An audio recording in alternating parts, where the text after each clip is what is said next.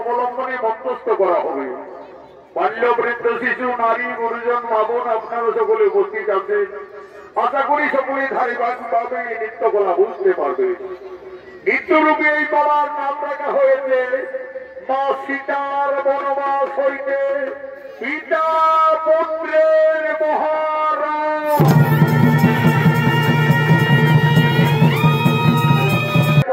রাবণ মা সীতাকে হরণ করে লঙ্কায় নিয়ে যায়। প্রভু শ্রী রামচন্দ্র সাগর বন্ধন করে রাক্ষসকুল বিনাশ করে তার সহধর্মিণী দেবী সীতাকে লঙ্কার থেকে শোষণমনে মুক্তি করে ফিরে আনে অযোধ্যায়।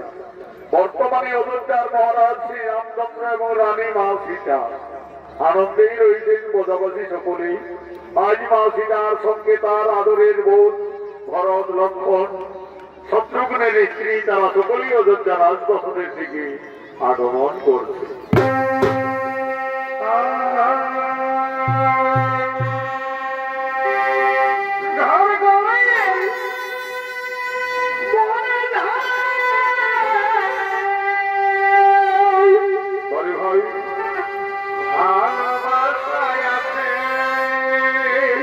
আচ্ছা আচ্ছা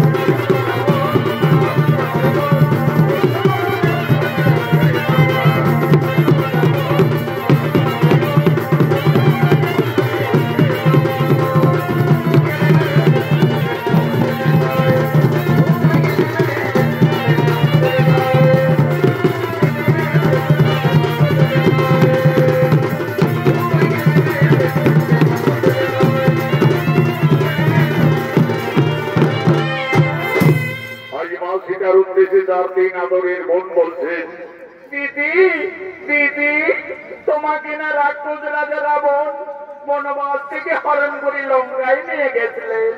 দিদি সকলেই বলে ওই রাক্ষস রাবণের নাকি 10টি ভঙ্গর মাথা ছিল, 20টি হাত ছিল। দিদি বলো না সেই রাক্ষস রাবণ দেখতে কতই ভঙ্গর ছিলেন।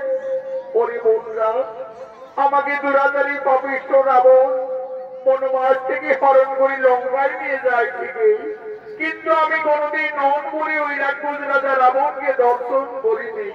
তবে আমাকে যেদিন আকাশপথে হরণ করে নিয়ে যায় লঙ্কায়, আমি সেই দিন সমুদ্রের জলে ওই ভয়ঙ্কর দানবের ছায়াটি দেখেছিলাম। ওরে বোনরা, সেই রাবণ দেখতে কতই ভয়ঙ্কর ছিলেন। আজ আমি রাজপ্রাসাদের মধ্যে তার শরীর রঙ্গ প্রত্যঙ্গ সমস্তই অঙ্কন করছি, তা তোমরা নন করে দর্শন করো। মা সীতা রাক্ষস রাজা রাবণ দেখতে কতই ভয়ঙ্কর ছিলেন। আজই অযোধ্যা রাজপ্রাসাদের মধ্যে তার 10টি ভয়ঙ্কর রাক্ষসের মাথা, 20টি হাত, শরীরের অঙ্গ প্রত্যঙ্গ একের পর এক অঙ্কন করতে লাগলেন। সেই সময় মা সীতা 15 মাসের গর্ভবতী ছিলেন। মা সীতার মনে নিদ্রার আকর্ষণ জেগে উঠল। সেই রাক্ষসের ছবি অঙ্কন করতে করতে মা জানকী তার উপরেই নিদ্রা যাপন করিলেন। দিদি, মান্ডবী দিদি, ওই দেখো আমাদের সীতা দিদি লঙ্কেশ্বর রাবণের ছবি অঙ্কন করতে করতে নিদ্রাম্বিত হয়ে গেলেন। আমাদের সীতা দিদি 15 মাসের গর্ভবতী, তার বিশ্রামের খুবই প্রয়োজন। চলো দিদি, ততক্ষণে আমরা রাজপ্রাসাদের অন্তরালে যাই। চলো।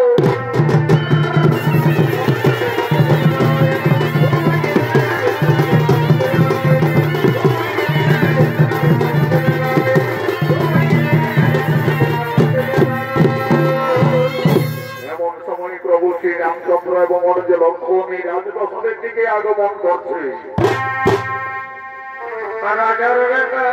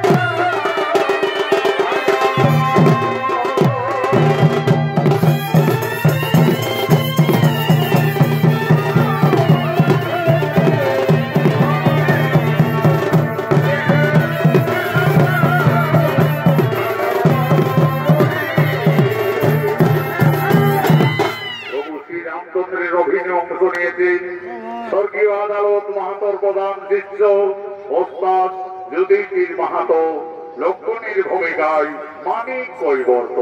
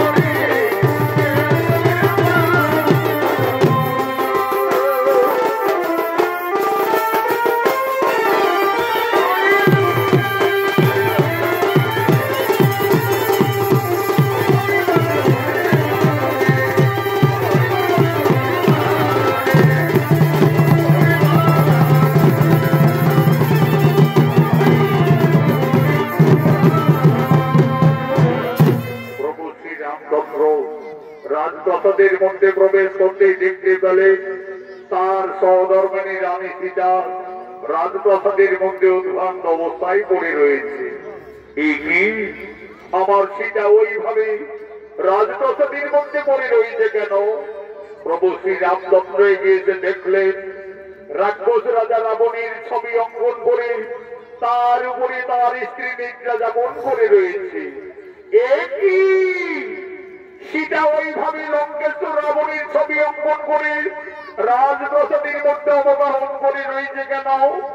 না না না না না না না, তা হতে পারে না। সীতা কেন রাক্ষস রাবণের উপরে বিরাজমান? তাহলে কি আমার সীতা সত্যি লঙ্কায় গিয়ে রাক্ষস রাবণের প্রেমে পড়েছিল? হয়তো সীতা রাবণ রাজাকে কোনো ভুলতে পারেনি যে তার ছবি অঙ্কন করে সীতা এখনো তার উপরে বিরাজমান। না না না না না, আমার সীতা অসতী, এই সীতা কলঙ্কিনী, যার জন্য আমরা দুই ভাই দিবারাত্রি বনে বনে কেঁদেছি, যার জন্য আমি ওখানে বাড়ি রাতকে হত্যা করেছি, যার জন্য লক্ষ লক্ষ মানুষ সেনা সঙ্গে করে রাক্ষসকুল বিনাশ করে যে সীতাকে লঙ্কার থেকে মুক্তি করে অযোধ্যায় ফিরে এনেছি, আজ সেই সীতা রাবণেরই ছবি অঙ্কন করে তার উপরে নিদ্রা যাপন করে রয়েছে। না না না না না, আমার সীতা কলঙ্কিনী, এই সীতা বিচারিণী। ও ভাই, ওরে প্রাণের ভাই লক্ষ্মণ,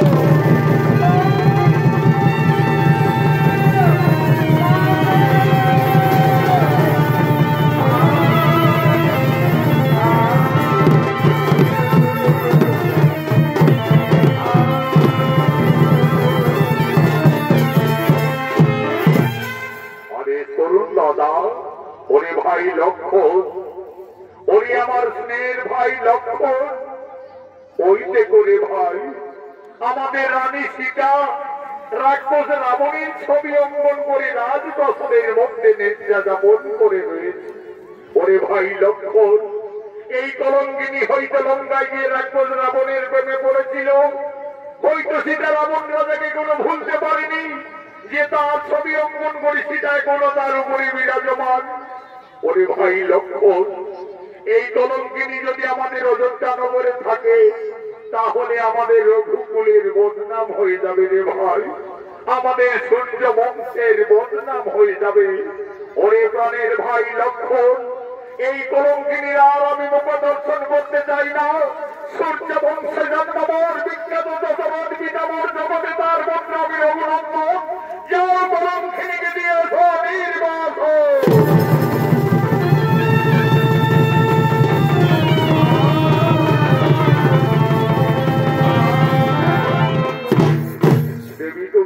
করলে দেবী, তুমি আজ আমাদের অযোধ্যার পবিত্র মাটিকে কলুষিত করে দিলে। ধীরে ধীরে মাউসিটার নিদ্রার আকর্ষণ ভঙ্গ হলো। চোখ মেলে চাইতেই মা জানকী রাজপ্রাসাদের মধ্যে তার দেবন লক্ষ্মণকে দেখতে পায়। একই ভাই লক্ষ্মণ, তুমি এখানে? দেবী, তুমি একই করিলে দেবী? তুমি কেন রাক্ষস রাবণের ছবি অঙ্কন করলে রাজপ্রাসাদের মধ্যে? তুমি তার উপরে স্মরণ করে নিদ্রা যাপন করতেছিলে। তুমি কি সত্যি এই লঙ্কায় গিয়ে রাক্ষস রাবণকে ভালোবেসেছিলে? তুমি কি রাবণ রাজাকে কোনো ভুলতে পারোনি? না রে ভাই লক্ষ্মণ, আমি কিছু ভুল করিনি রে ভাই। আমি শুধু আমার ওই বান্ধবী উর্মিলা বোনদের বোঝাবার জন্য এই রাক্ষসের ছবিটি আমি প্রাসাদের মধ্যে অঙ্কন করেছিলাম রে ভাই। তুমি জানো না দেবী, এই অপরাধে তুমি কলঙ্কিনী, এই অপরাধে তুমি বিচারিণী। এই রাক্ষস রাবণ তোমাকে বনবাস থেকে হরণ করে লঙ্কায় নিয়ে যায়, সেই রাবণের ছবি অঙ্কন করে তুমি ভুল করেছ, অপরাধ করেছ। প্রভু শ্রী রামচন্দ্র কোনদিন তোমার উপদর্শন করতে নাও, আমায় আদেশ দিয়ে গেলেন এই মুহূর্তেই তোমায় দিতে হবে নির্বাসনে।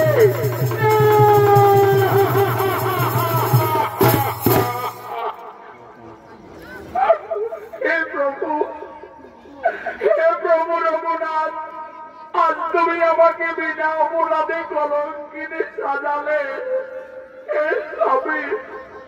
তুমি তো আমাকে লঙ্কার থেকে ফিরিয়ে এনে আমাকে সকলের উপস্থিতিতে অগ্নি পরীক্ষা করিয়েছিলে প্রভু। সবকিছু জেনেও আজ আমি বিচারিনি, ওরে ভাই লক্ষণ, তোমার দাদা যখন আর আমার মুখ দর্শন করবি না, তাহলে আমার এই অযোধ্যায় টাকার প্রয়োজন হবে না রে ভাই। চলো ভাই, তুমি আমায় দিয়েছো নির্বাসনে। বিনা দোষে বনবাসী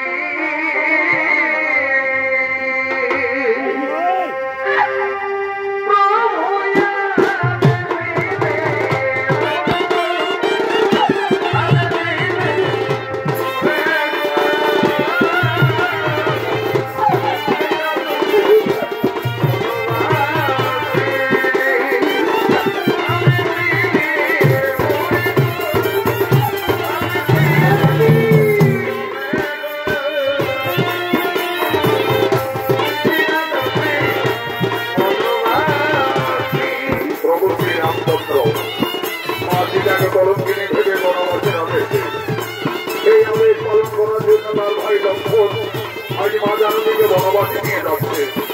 আগে আগে চলেছে লক্ষণ, আজ মনের দুঃখে মাসিটা কেটে কেটে বনবাসী যাচ্ছে। বন পেরিয়ে ঘোর কারণে প্রবেশ করেছে লক্ষণ। দেবীকে যাবেনি। আজ লক্ষণ বলছে, দেবী গো, দেখো দেবী, আমরা তো বনবাসীর যথার্থ জায়গায় উপস্থিত হয়ে গেছি দেবী। তুমি তোমার বনবাসী মনেই কারণেই কাঁদাবে দেবী। তুমি আমাকে অযোধ্যায় ফিরে যাওয়ার অনুমতি দাও দেবী। আমাকে অযোধ্যায় ফিরে যেতে হবে। কিন্তু আমি কিভাবে একটি বর্তমানের গর্ভবতী নারীকে এটা মনের মধ্যে ফেলে যাবো? তুমি আমায় ক্ষমা করে দাও দেবী, আমায় তুমি ক্ষমা করে দাও। তার জন্য আমি 12 বছর আমি অযোধ্যায় ছিলাম।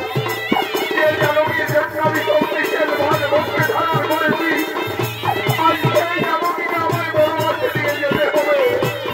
তুমি আমায় ক্ষমা করে দাও দেবী, আমায় ক্ষমা করে দাও। ওরে ভাই লক্ষণ, তুমি তো তোমার দাদার আদেশ পালন করছো রে ভাই। তুমি ফিরে যাও ভাই অযোধ্যায়।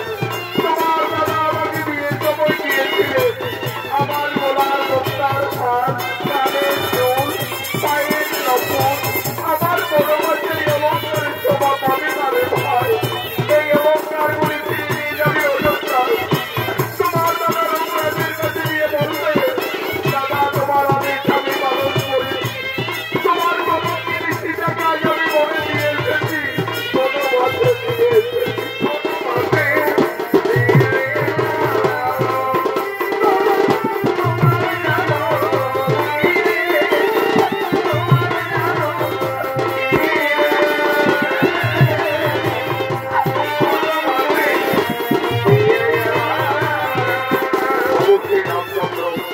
মাসিটাকে বিয়ের সময় যে অলঙ্কার দিয়েছিলেন, আজ মনের দুঃখে মা জানকী বনবাসে কেটে গেলে তোলার বস্তার হাত, কানের দোল, পায়ের নপুর সমস্তই লক্ষণের হাতে তুলে দিল। আজ মাসিটা বলছেন, ওরে ভাই লক্ষণ, এই সমস্ত অলঙ্কার দিয়ে তুমি ফিরে যাবে অযোধ্যা নগরে। তোমার দাদা রঘুরাজের কাছে গিয়ে বলবে,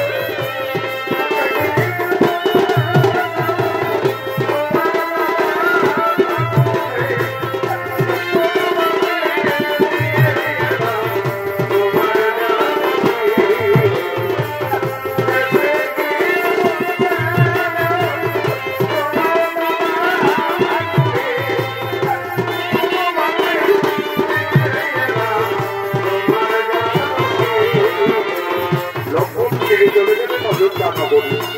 আজ মাসিটা সপ্তার হারা যেন দুঃখিনী বনবাসিনী।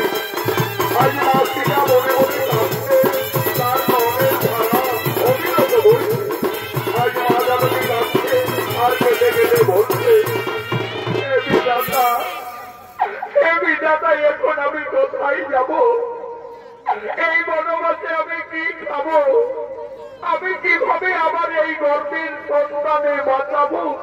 না না না না না, আমি আর কোথাও যাব না। আমার বেঁচে থাকার চেয়ে আমার মরে যাওয়াই ভালো হবে। আমার মরে যাওয়াই ভালো হবে। এই প্রভু রঘুনাথ, তুমি শুধু যুগে যুগে আমাকে কাঁদিয়েই চলেছ প্রভু। আমাদের নারী জনম দুঃখের জীবন যুগে যুগে আমায় শুধু কেঁদেই যেতে হলো। চারি যুগে আমি বড় মন্দ ভাগী রে। চারি যুগে আমি বড়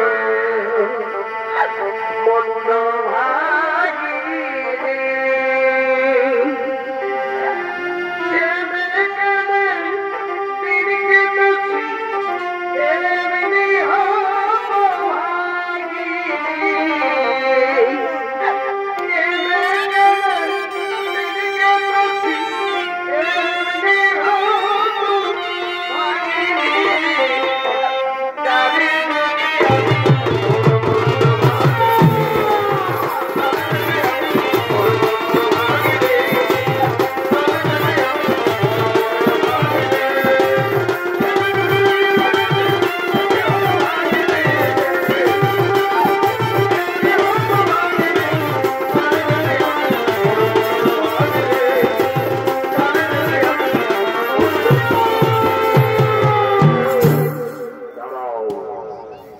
তুমি ঘোর নির্জন কারণে কাঁদতে কাঁদতে মনের দুঃখে প্রাণ বিসর্জন দিতে যাচ্ছ।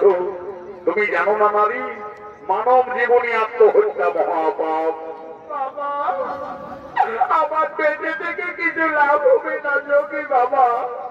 আমার স্বামী আমাকে বিনা অপরাধী কলঙ্কিনী ভেবে আমাকে বনবাসে দিয়েছে বাবা। আমি সংসার হারা জনক নন্দিনী সীতা। মা সীতা, তুমি বনবাসে এসেছো মা। আমি যোগী বাল্মীকি, আমি জানতাম না জানো কি একদিন না একদিন তোমাকে বনবাসে আসতেই হবে। মা সীতা, তুমি কেঁদো না মা, তুমি কেঁদো না। বিধির বিধান কেউ লঙ্ঘন করতে পারে না মা, বিধির বিধান কেউ লঙ্ঘন করতে পারে না। মা সীতা, তোমার বনবাস জীবন কাটাবার জন্য আমি এই তপবনে পূর্বে একটি সুন্দর পাতার কুটির নির্মাণ করে রেখেছি। চলো মা জানকী, তুমি না কেঁদে না ভেবে তোমার বনবাস জীবন ওই পাতার কুটিরেই কাটাবে। চলো আমার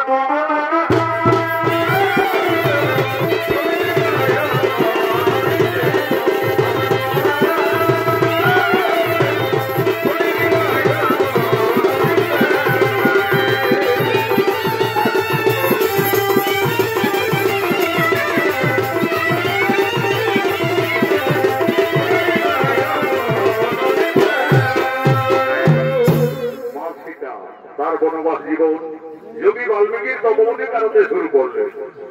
মা সীতার গর্ভের যখন 10 মাস 10 দিন পূর্ণ হয়ে যায়, সুন্দর একটি পুত্র সন্তানের জন্ম দিলে। আদর করে যোগী বাল্মীকি সেই ছেলের নাম রাখলেন লব। লব দিনের পর দিন মুনির আশ্রমে বড় হই।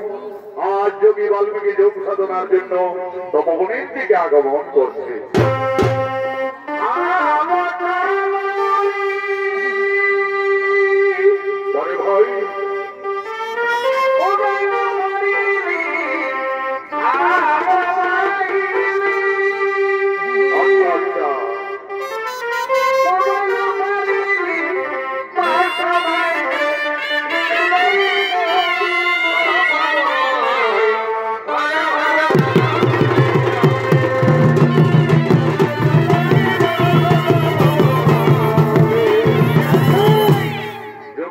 ভাই অভিনয় নৃত্যশিল্পী জগদীশ মাহাতো।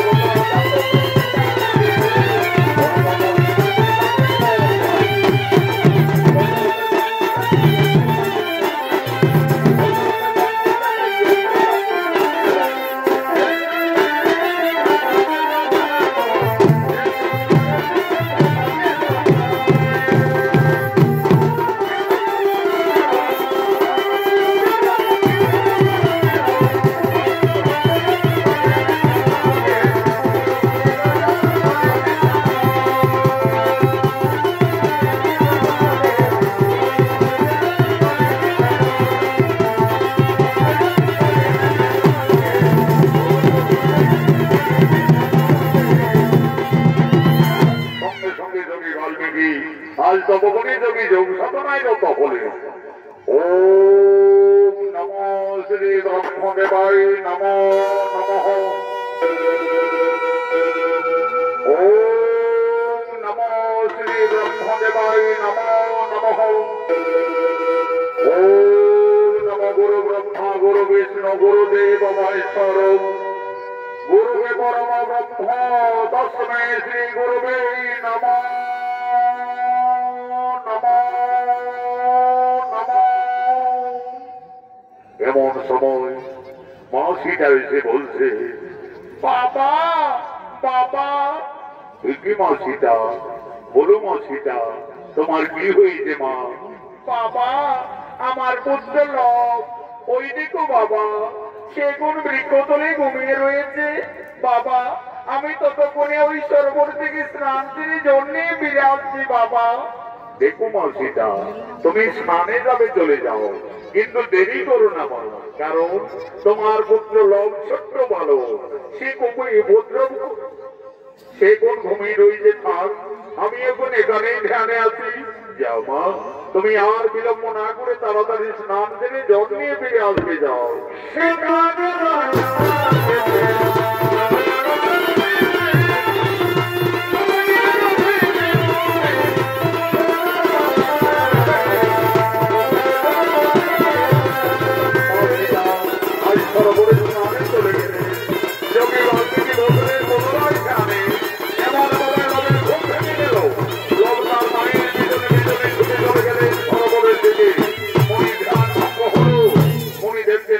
লোক নেই, লোক তো বৃক্ষতলায় ঘুমিয়েছিল, তাহলে ছেলেটি হঠাৎ গেল বা কোথায়?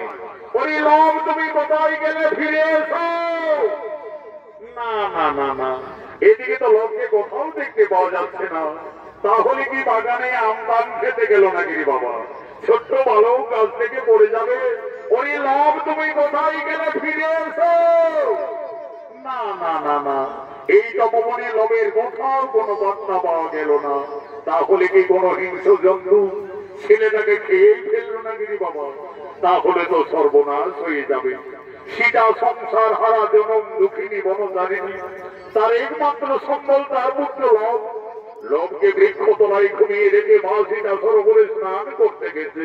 ফিরে এসে তার পুত্রকে না দেখতে পেয়ে নিশ্চয়ই মা জানকী কেঁদে কেঁদে পুত্র শোকে প্রাণ ত্যাগ করবে।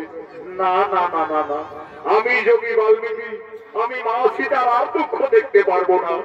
যোগী বাল্মীকি লোভকে না দেখতে পেয়ে লোভের সমার একটি সন্তানের মনে সৃষ্টি করছে।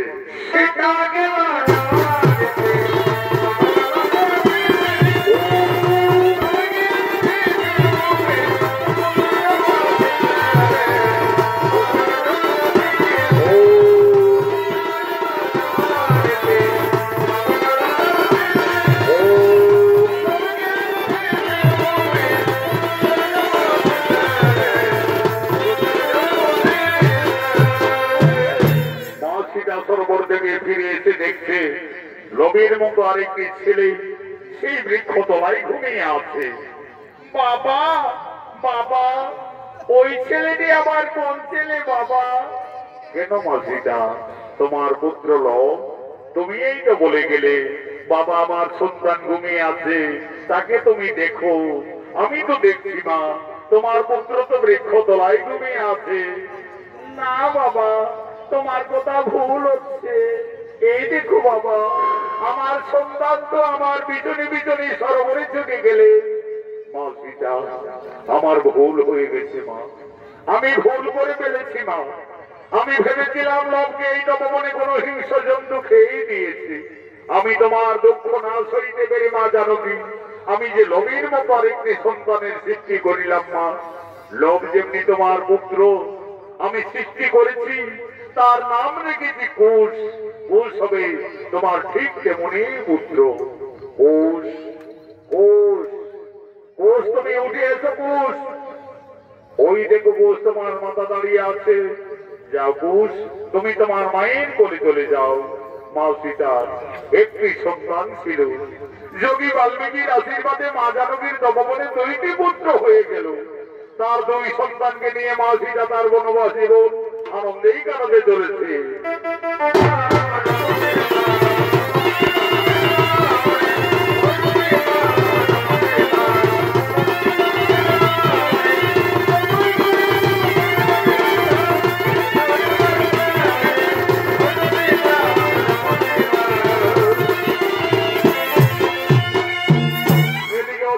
মহারাজ শ্রীরামচন্দ্র অষ্টমের যজ্ঞের আয়োজন করেছে।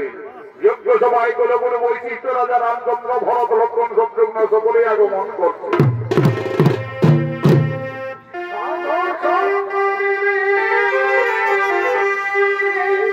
ভাই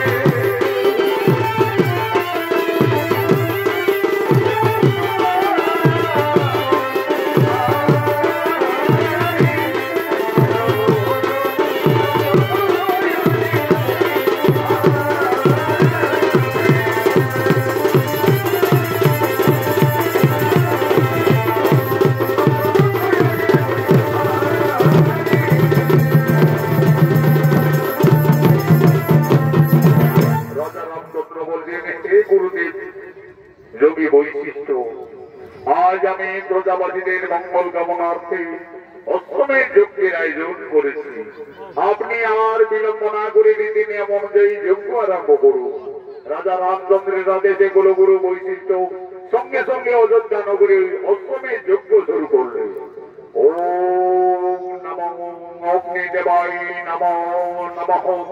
যজ্ঞ সভায় অষ্টমের যজ্ঞের ঘোড়া আগমন করছে।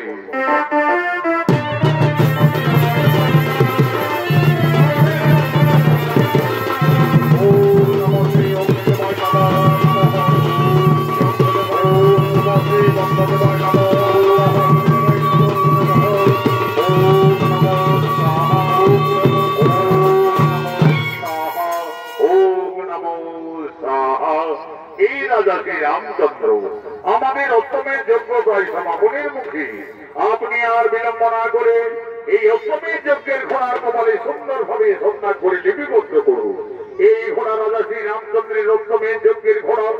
এই ঘোড়া যতদূর যাবে ততদূর অযোধ্যার সীমানা বলে পরিচিত থাকবে। আর যদি কেউ বহু বলে এই ঘোড়াকে বন্দী করে তাহলে রাজা শ্রী রামচন্দ্রের সঙ্গে যুদ্ধ করতে হবে। কুলগুরু বৈশিষ্ট্যের আদেশে রাজা রামচন্দ্র অষ্টমের যজ্ঞের ঘোড়ার কপালে সন্ধ্যা করে লিপিবদ্ধ করিলেন। ঘোড়া যজ্ঞস্থল থেকে যাচ্ছেন। ঘোড়ার পেছনে পেছনে অযোধ্যার সমস্ত সেনারা যেতে লাগলেন।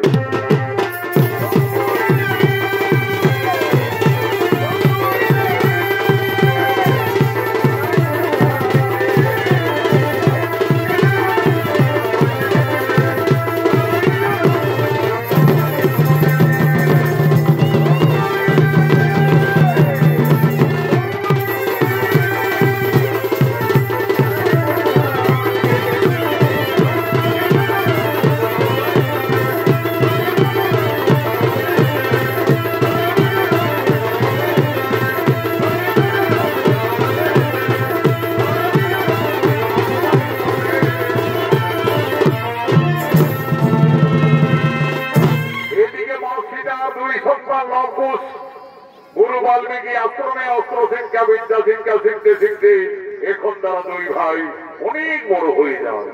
আজ তারা মনের আনন্দে মনের তপমনে দুই ভাই খেলা করার জন্য আগমন করছে।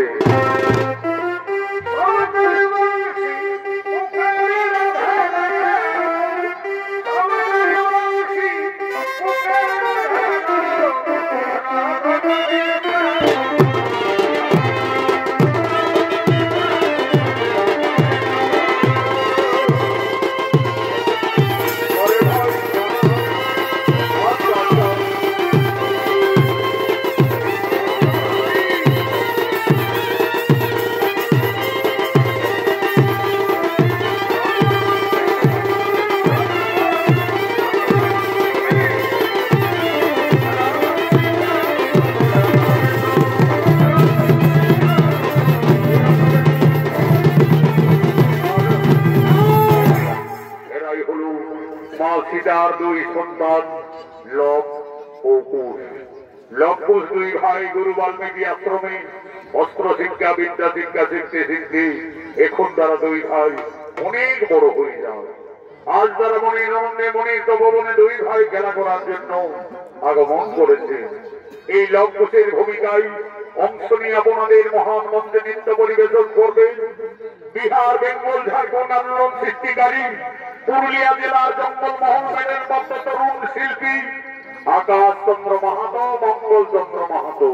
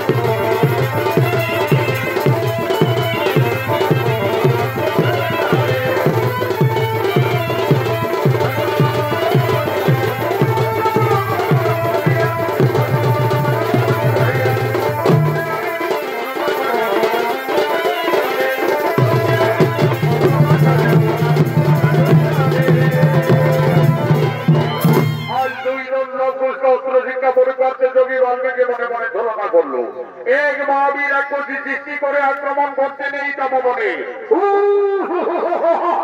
কুটিরে পালাতে যাবো কেন? আমাদের তো গুরুদেব যোগী বাল্মীকি অস্ত্র শিক্ষা শিখিয়েছে। চলো না দাদা, সেই অস্ত্র মানে দুই ভাই আমরা ওকে বিনাশ করে দেবো। তবে তাই চলো ভাই, তাই চলো।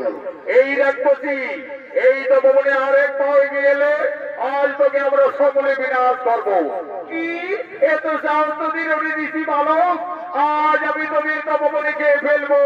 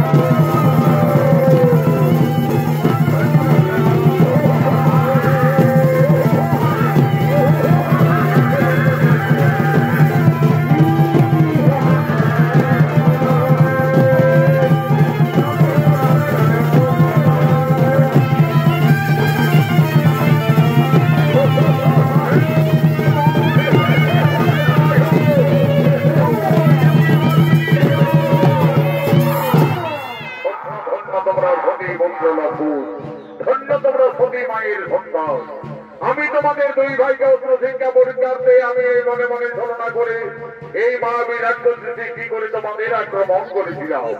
আমার শিক্ষা অস্ত্র মানে তোমরা এই তরুণ বয়সে যথার্থ এই মহাবীর রাক্ষসীকে বিনাশ করলে একে তোমরা সংহার করেছ। অনিলঙ্কুশ, তোমরা দুইজনে শিক্ষায় উত্তীর্ণ।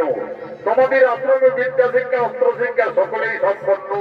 কালকে আমি তোমাদের কৃষি যুগে দুই ভাইকে মূল মহামন্ত্র দান করব। কিন্তু দেখো লঙ্কুশ, গুরু বাল্মীকির আশ্রমে শিক্ষার পরেই দক্ষিণ গুরুদেবের চরণতলে গুরু দক্ষিণা দিয়ে আশীর্বাদ চেয়ে নিতে হয়। মনে রাখবি, কালকে তোমাদের দুই ভাইয়ের গুরু দক্ষিণার দিন। তাই হবে ঋষিবোধ, আমরা কালকে আশ্রমে আসার সঙ্গে সঙ্গে আমাদের মাতা জননীর কাছ থেকে আমরা যথার্থই গুরু দক্ষিণা নিয়ে আসবো। দেখো লঙ্কুশ, মনে থাকে যেন কালকে তোমাদের দুই ভাইয়ের গুরু দক্ষিণার দিন।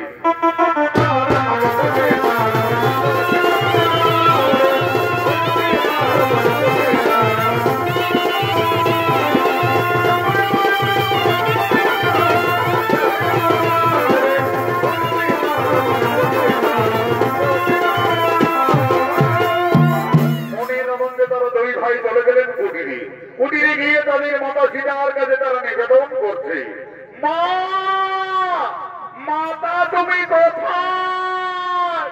কি হয়েছে লঙ্কুশ? ওইভাবে মা মা চিৎকার করতে করতে কুটিরে এলি, তপবনে কিছু বিপদ হয়েছিল নাকি বাবারা? না মাতা, আজ আমরা তপবনে একটি ভঙ্গ রাক্ষসীকে দুই ভাই নেবে।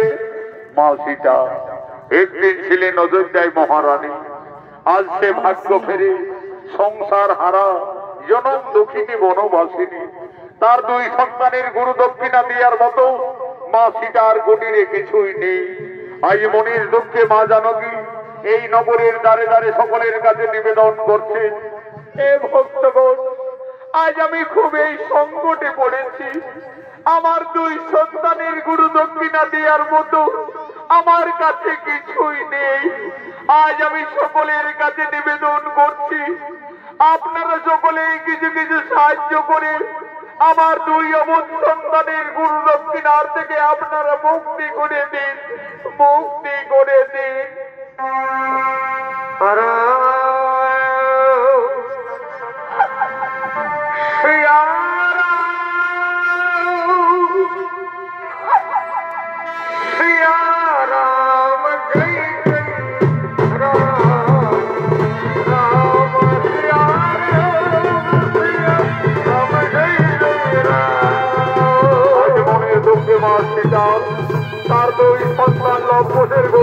কেনার জন্য নগরে নগরে দাঁড়ে দাঁড়ে মা জননী ভিক্ষা করতে লাগলে, সকলের কাছে মা সীতা সাহায্য চাইতে লাগলে। রাম সিয়া রাম জয় জয় রাম, রাম সিয়া রাম জয় জয় রাম। ওই দাদা গো বাবা একটি বই দাদা, আমায় একটি পয়সা দাও গো বাবা, একটি পয়সা দাও। মাতা মন্দিরে জনম দেবী, পিতা বদরি না, আমায় একটি পয়সা দাও গো বাবা, একটি ভিক্ষে দাও। আজ গুরু নাথ জন্মের পিতা, মাঝে তারে তারে গো, আমায় একটি পয়সা দাও গো বাবা, একটি ভিক্ষে দাও। আজ গুরু নাথ জন্মের পিতা, মাঝে তারে তারে মা, আমায় একটি ভিক্ষে দাও গো বাবা, একটি পয়সা দাও। বিপদ কালে ভগবান তোরা বেচরণে মা, একটি পয়সা দাও গো বাবা, একটি ভিক্ষে দাও। আজ গুরু দক্ষিণার জন্মের সময় আনন্দিত মনে গো, আমায় একটি ভিক্ষে দাও গো বাবা, একটি পয়সা দাও। আজ গুরু দক্ষিণার জন্মের পিতা, মাঝে তারে তারে গো, আমায় একটি ভিক্ষে দাও গো বাবা, একটি পয়সা দাও। বিপদ কালে ভগবান তোরা বেচরণে মা, আমায় একটি ভিক্ষে দাও গো বাবা, একটি পয়সা দাও। একটি ভিক্ষে দাও গো বাবা, একটি পয়সা দাও। আজ গুরু দক্ষিণার জন্মের সময় তোরা কিছু দাও মা, আমায় একটি ভিক্ষে দাও গো বাবা, একটি পয়সা দাও। আজ গুরু দক্ষিণার জন্মের সময় আনন্দিত মনে গো, আমায় একটি ভিক্ষে দাও গো বাবা, একটি পয়সা দাও। দাও দাও দাও দাও দাও।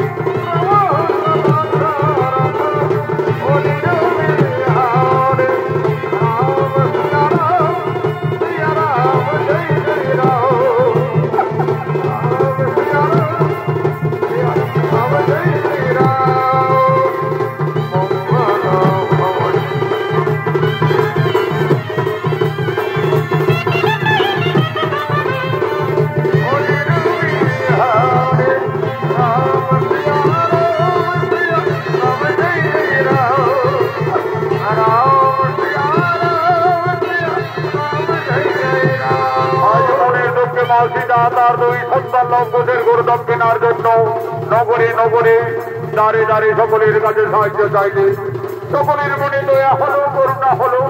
আজ যে যেমন পারলেন লঙ্ঘনের গরু দক্ষিণার জন্য সকলে কিছু কিছু আর্থিক সাহায্য করলেন। মা জানকীর বনবাস জীবনে যথেষ্টই অর্থ হলো, মুদ্রা হলো। আজ মা সীতা বলছে, ওরে লঙ্ঘন, এই তো বাবারা আমাদের সকলেই দয়া করেছে। এই মুদ্রা আশ্রমে গুরুদেবের চরণ তলে প্রণাম জানিয়ে তোমরা আশীর্বাদ চেয়ে নিবি পুত্রগণ। মা সীতা নগরে নগরে ভিক্ষা করে আজ যেটুকু অর্থ পেয়েছিলে, আজ সমানভাবে তার দুই সন্তান লঙ্ঘনের হাতে মা জানকী তুলে দিলে। আজ মা সীতা বলছে, ওরে লঙ্ঘন, আর বিলম্ব করো না বাবারা। মা তুমি কেঁদো না মা, তুমি কুটিরে যাও মা, আমরা গুরু দক্ষিণা দিয়ে অচিরেই ফিরে আসবো মা, অচিরেই ফিরে আসবো। আমি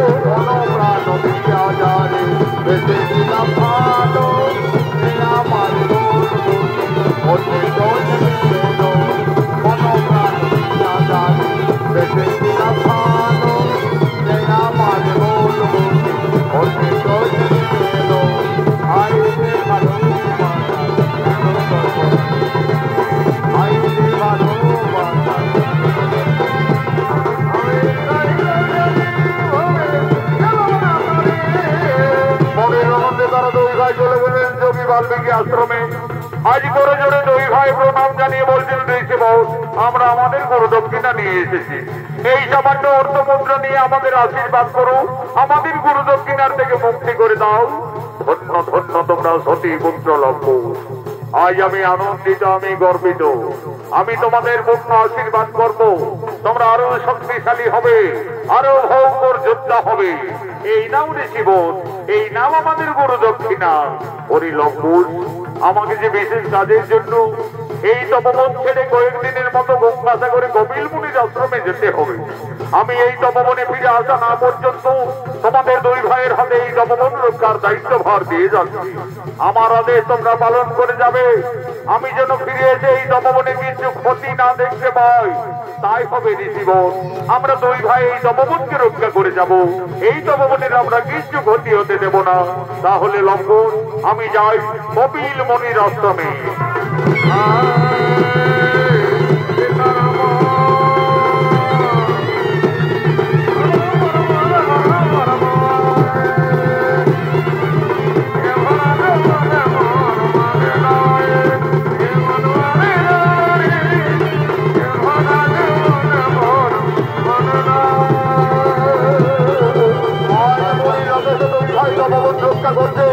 এদিকে রাজা শ্রী রামচন্দ্রের উত্তমের যজ্ঞের ঘোড়া জয় রাম করতে করতে এই তপবনে থেকে ছুটে আসছে।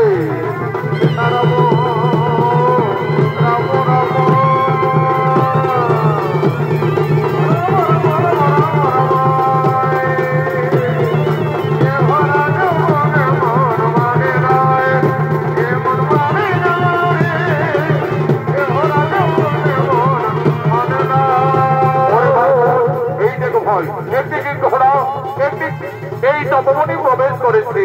দাদা, মস্ত বড় ঘোড়া, দাদা মস্ত বড় ঘোড়া। আমার ঘোড়ার পিঠে যাবার খুবই ইচ্ছে করে দাদা। আগে আমি একটু ঘোড়ার পিঠে যাবো দাদা। ওরে ভাই গোস, নামো নামো নামো নামো।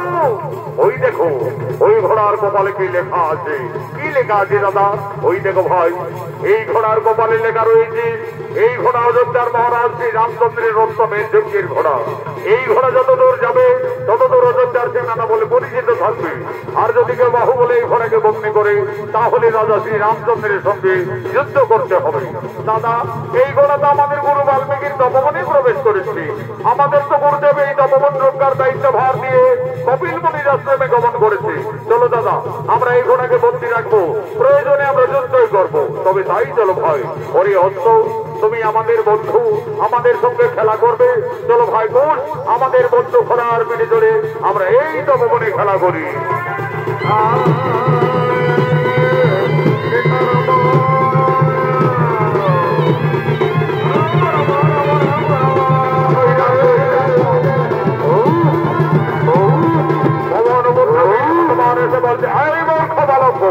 তোমাদের এত সাহস হলো কিভাবে? আমার প্রভু শ্রী রামচন্দ্রের রক্ষকে এই তপবনে বন্দী করিলে তোমাদের আত্মপরিচয় কি? আমাদের পরিচয়, আমরা তো সতী মায়ের সন্তান, দুই ভাই লাভকুশ।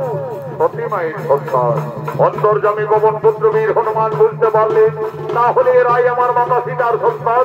আমি এদের সঙ্গে যুদ্ধ করবো কিভাবে? না না না না, তার জন্য যদি আমি এদের সাথে যুদ্ধে পরাজয় স্বীকার করি, তাহলে প্রভু শ্রী রামচন্দ্রের সঙ্গে মা সীতার এই তপবনে অবশ্যই মিলন ঘটবে। বুদ্ধিমতী হনুমান ছলনা করলে, এই বালক, এই ঘোড়াকে না চললে এই গোদার আগামী তোমাদের শেষ করে দেব। কি হনুমান, তুমি আমাদের বই দেখাবে? চলে এসো, দেখি কার বলতে কত শক্তি আছে।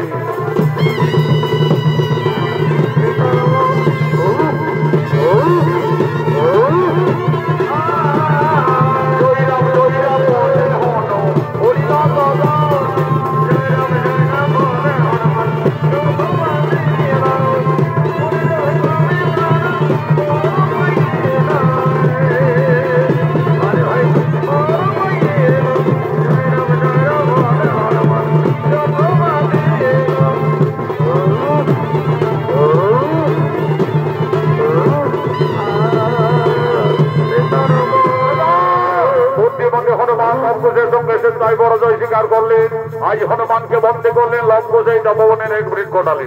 এমন সময় উপস্থিত হয়ে গেলেন ভরত শত্রুঘ্ন। এই বালক, আমাদের উত্তমের যজ্ঞের ঘোড়াকে তোমরা এই তপবনে বন্দী রেখেছো কেন? না মুক্তি করে দিলে আমাদের সঙ্গে রণ করতে হবে। হ্যাঁ হ্যাঁ, আমরা রণের জন্য প্রস্তুত রয়েছি, চলে এসো, দেখি কে হারে আর কে জিতে।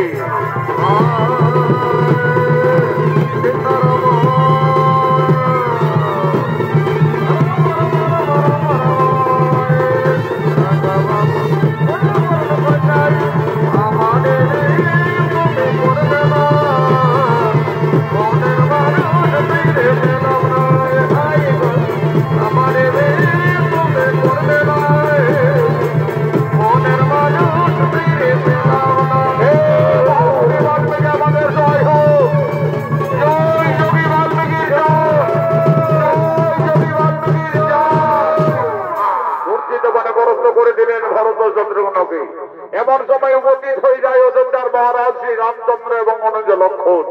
ওরে ভাই লক্ষণ, ওই দেখো ভাই, পরাস্ত করেছে আমাদের ভ্রাতা ভরত শত্রুঘ্নকে, পরাস্ত করে বন্দী রেখেছে পবন পুত্র বীর হনুমানকে, বন্দী রেখেছে আমার অশ্বমেধ যজ্ঞের ঘোড়াকে। কেমন শক্তিশালী দুই ঋষি ভালো। কে বাবা তোমরা? আমরা সতী মায়ের সন্তান, গুরু বাল্মীকি শিষ্য, দুই ভাই লবকুশ। লবকুশ, দেখো লবকুশ, এই ঘোড়াকে তোমরা বন্দী করে ভুল করেছো, এই ঘোড়াকে তোমরা মুক্তি করে দাও বালকুন। তাহলে তুমি এই কি অযোধ্যার মহারাজ শ্রী রামচন্দ্র? হে বালকুন, তোমাদের অনুমান সত্য, আমি অযোধ্যাপতি ত্রিলোকজয়ী রাজা শ্রী রামচন্দ্র। রাজা, ওই ঘোড়ার কপালে লেখা রয়েছে এই ঘোড়া যতদূর যাবে ততদূর অযোধ্যার সীমানা বলে পরিচিত থাকবে। হ্যাঁ বালকুন, তোমরা তো ঠিকই বলেছ, এই ঘোড়া আমার অশ্বমেধ যজ্ঞের ঘোড়া, এই ঘোড়া যত দূরেই যাবে ততদূর অযোধ্যার সীমানা বলেই পরিচিত থাকবে। রাজা, তাহলে তো বিনা যুদ্ধে এই ঘোড়াকে আমরা তপবন থেকে কিছুতেই ছাড়বো না। আমাদের গুরুদেব যোগী বাল্মীকি আমাদের তপবন রক্ষার দায়িত্ব ভার দিয়ে গঙ্গাসাগরে কপিল মুনির আশ্রমে গমন করেছে, তাই তো গুরুদেবের আদেশে আমরা বন্দী রেখেছি। তাহলে তোমরা রণের জন্য প্রস্তুত হয়ে যাও বালকুন, আমার সঙ্গে যে তোমাদের রণ করতে হবে। আর আমি ত্রিলোক জয়ী, আমার সঙ্গে তোমরা কোনোভাবেই রণে উত্তীর্ণ হতে পারবে না। আমার রণে তোমাদের মৃত্যু হয়ে যাবে। তোমাদের মৃত্যুর সংবাদ পেয়ে তোমাদের পিতামাতা কতই না দুঃখ পাবে। দেখো বালকুন, তোমরা কোন ঋষি পুত্র, কে তোমাদের পিতা, কে বা তোমাদের মাতা? আমরা তো আমাদের পিতার নাম জানি না, এইটুকু জানি সতী মায়ের সন্তান, দুই ভাই লবকুশ। লবকুশ, তোমরা তোমাদের পিতার নাম জানো না? আমি কিভাবে এই অবোধ বালকদের সঙ্গে রণ করতে পারি? দেখো লবকুশ, তোমরা অবোধ বালক আমার পুত্র সম, যদি একবার আমায় পিতা সম্বোধন করো, আমি পুত্র ভেবে তোমাদের ক্ষমা করে দেব। এই রাজা, তোমাকে আমরা বাবা বলবো কেন? তুমি আমাদের বাবা বলো। আচ্ছা বালকগণ, আমি যদি তোমাদের বাবা বলি তাহলে বিনা যুদ্ধে আমার এই অশ্বকে তোমরা ছেড়ে দেবে তো? তা না হয় পরে দেখা যাবে, আগে বলে দেখো তো। আচ্ছা বালকগণ, আমি তোমাদের বাবাই বললাম। এই রাজা, তুমি কাকে বাবা বললে? আমাকে বাবা বললে না আমার দাদা লবকে বাবা বললে? কেন বালকগণ, আমি তোমাদের দুইজনকে বাবা বললাম। তাহলে বলো দেখি রাজা, তোমার মায়ের কোটা স্বামী? এই মূর্খ তরুণী ঋষি বালক, তোমরা সাবধান হও। অযোধ্যার মহারাজ শ্রী রামচন্দ্রের রণে তোমরা উপস্থিত রয়েছ। আমরা রণকে ভয় পাই না, আমরা সতী মায়ের সন্তান। চলে এসো সম্মুখ সমরে, বিনা যুদ্ধে না ছাড়িব উৎসবের যজ্ঞের ঘোড়া।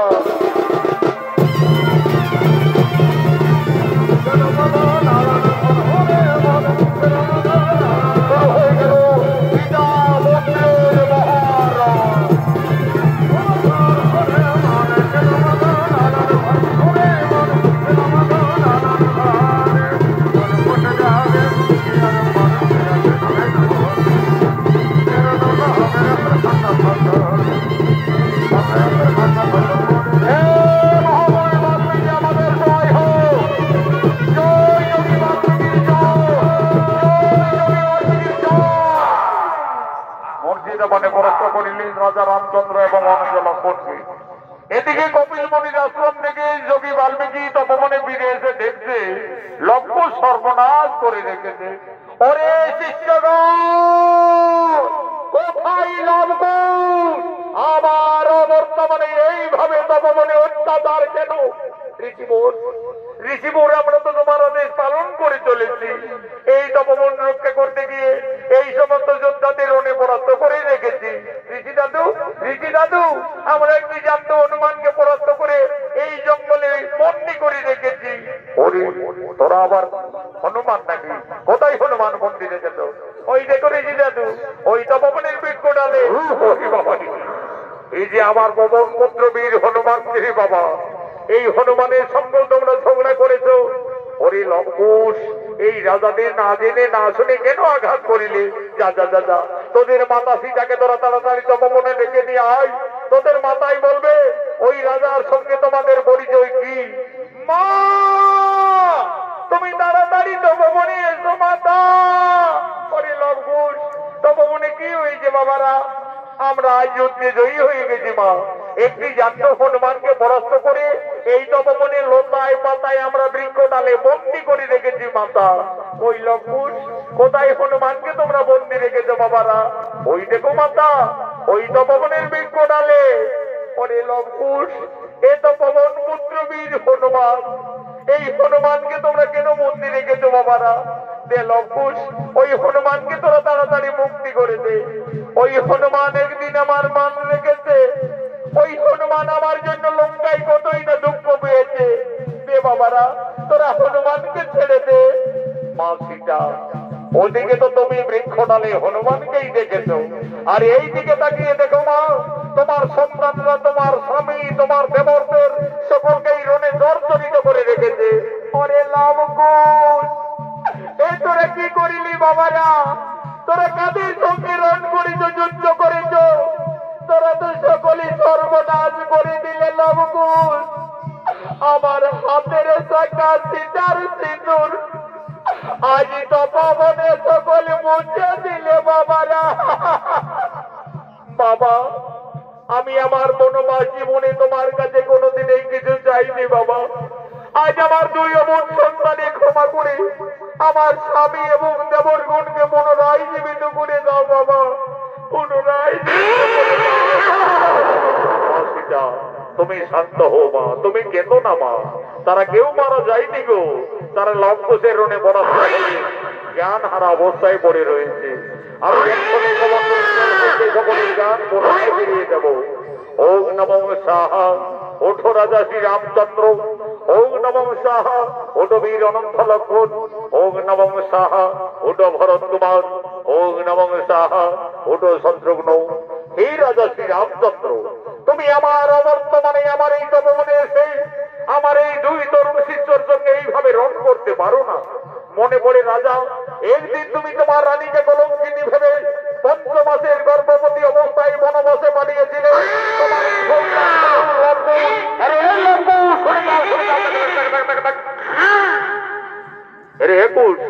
শুনে যাও, শুনে যাও, শোনো শোনো।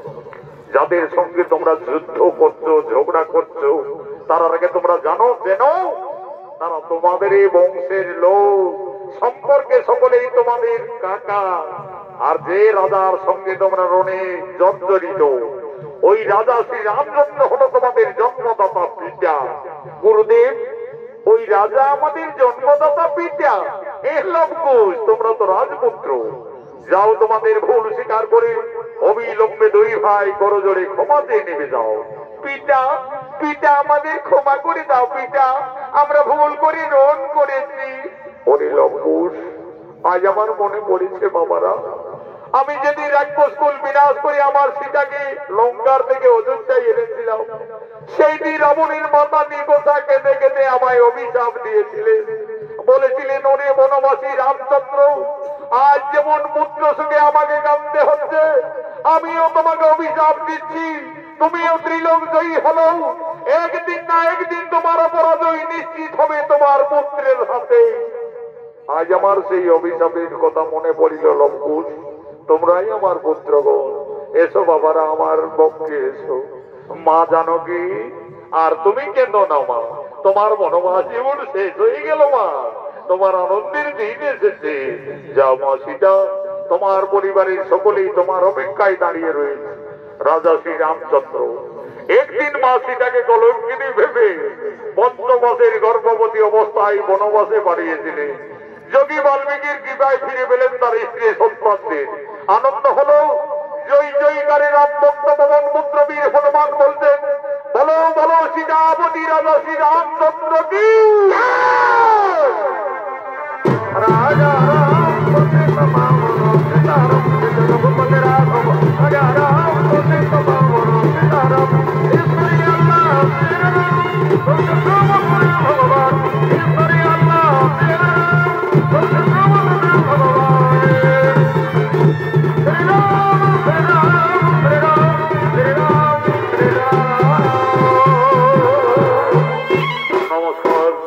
নমস্কার মাননীয় দর্শক মন্ডলী মা ভাই বোনেরা, ভারতীয় জনকল্যাণ জনিত সমিতি ওস্তাদ সনত মাহাতো সম্প্রদায়ের দ্বিতীয় নিবেদন মা সীতার বনবাস হইতে পিতা পুত্রের মহারণ সুনীত বলা